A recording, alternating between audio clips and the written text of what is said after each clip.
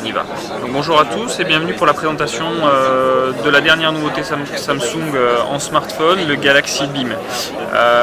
La nouveauté de ce produit-là, c'est surtout la présence ici d'un vidéoprojecteur. Donc techniquement, c'est du DLP. 15 lumens, d'accord. On va voir un petit peu ce que ça donne au niveau du résultat. On a un smartphone, on le disait tout à l'heure, qui est relativement peu encombrant pour cette technologie-là, puisqu'on a 12 mm et demi d'épaisseur environ. On est aux alentours aussi des 145 grammes au niveau du poids, donc ça reste très raisonnable pour ce type d'appareil. Le vidéoprojecteur va me permettre finalement de diffuser tout ce que je vois sur mon écran. Donc ça, c'est vraiment le principe de base. Donc les usages les plus évidents, c'est la projection de vidéo. Donc, pour l'activer, tout simplement, on a un petit bouton sur le côté. On va juste faire un clic et on va pouvoir projeter. Alors, on va gérer le mode portrait et paysage en appui. Ah non.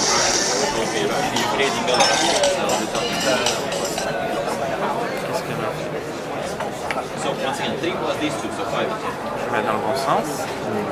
Ça va aller. Voilà, super. On va avancer un peu sur des. Voilà. Sur une image un petit peu plus lumineuse. Voilà. Au niveau de la dimension de l'écran en projection, on peut avoir au maximum une dalle de 50 pouces. D'accord. Et pour avoir une dalle de 50 pouces, il faudra avoir un recul d'environ environ 2,5 m, 3 mètres. Pour réussir à avoir 50 pouces. Alors bien évidemment, dans un environnement peu lumineux, on aura une qualité de projection bien meilleure que celle qu'on peut avoir ici, mais en même temps, c'est quand même bien de se rendre compte que même dans des conditions de luminosité assez fortes, on arrive finalement à profiter assez bien de ce projecteur-là. Là, il y a vraiment pas mal de lumière. Là. Exactement. Donc, c'est vraiment l'avantage. L'idée, c'est de se dire qu'effectivement, on fait une petite vidéo et puis on peut la partager directement avec ses amis. On peut projeter des photos. Donc ça, c'est plutôt pour un usage, on va dire, ludique. On va avoir la possibilité également d'avoir un usage, on va dire, plus professionnel, en projetant, pourquoi pas, des documents. Alors, on va le passer dans le bon sens. Voilà, des documents. Donc là, c'est pareil. Vous utilisez le zoom sur votre écran et vous avez tout simplement la même chose qui se produit à l'écran. D'accord. J'ai une présentation à réaliser. Au lieu de montrer ça sur mon PC, si on n'a pas de vidéoprojecteur à disposition, là on a vraiment une solution qui est super sympa. Voilà. Là on a le document Excel, mais on peut avoir un PDF, on peut avoir en fait n'importe quel document. Du PDF, du PowerPoint, voilà. Du Word, tout ce que finalement le mobile est capable de prendre en charge. Vous l'aurez sur l'écran et ce mobile là, comme sur un Note ou sur un S2, intègre la solution Polaris Office qui permet d'ouvrir, de modifier, de créer des documents. Tout ça préinstallé, donc exactement, de ce côté là il y a un faire ce genre de choses. Je vais vous montrer ensuite un autre point qui est important. On a intégré directement une application qui va me permettre de gérer l'ensemble des éléments correspondant au projecteur. C'est celle-ci. Alors je vais le repasser en portrait, ce sera peut-être un petit peu plus sympa. Voilà. Elle me permet tout simplement de gérer toutes les options. Alors il y en a une qui est très intéressante, c'est QuickPad. QuickPad qu'on va aller chercher ici, qui me permet, lors d'une présentation notamment, de faire apparaître sur mon écran et du coup sur la projection, une petite flèche, d'accord, qui peut permettre finalement de montrer précisément un élément ou un autre aux participants de la réunion. Et je peux également venir chercher ce stylo pour venir faire en direct des annotations. Voilà.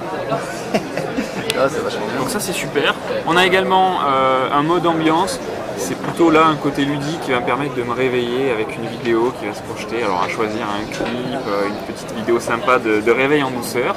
Et dernière fonctionnalité, alors on va montrer avec un mobile juste là.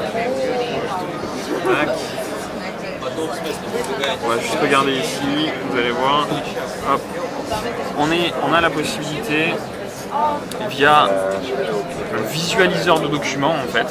Voilà, on va l'appeler comme ça en français, c'est pas très parlant, mais de finalement projeter via l'appareil photo 5 mégapixels. Là on va raccrocher pour David.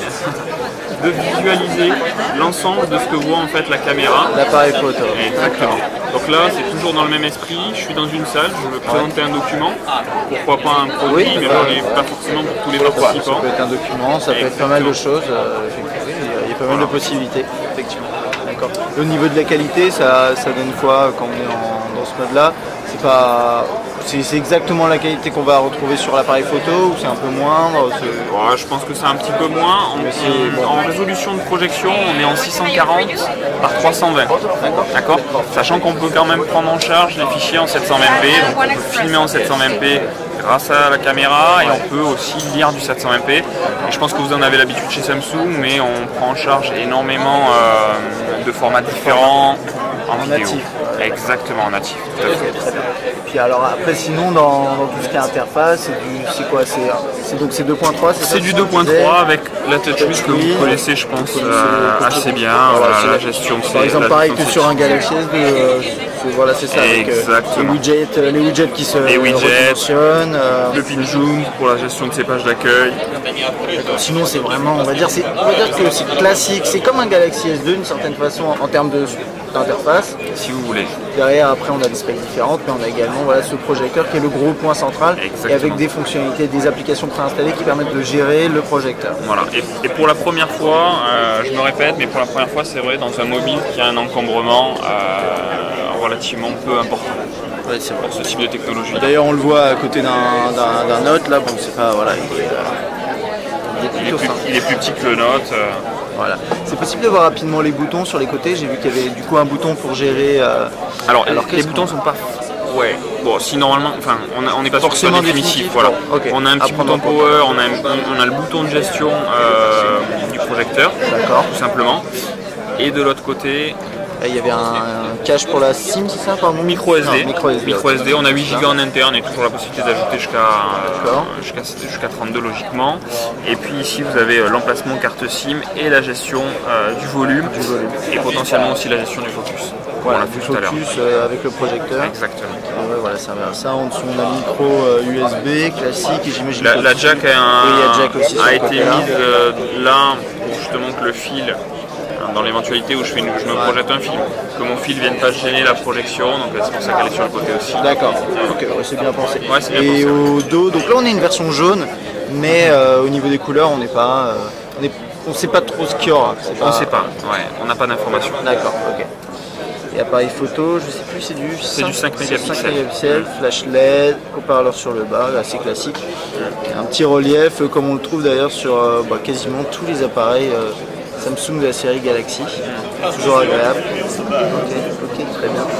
Et il sera normalement disponible un peu avant l'été, c'est ça? Voilà, il n'y a pas de date annoncée précisément, mais la seule information que je peux vous donner, c'est que ce sera sur la première partie de l'année. Première partie de l'année, bien sûr pas de prix, et voilà.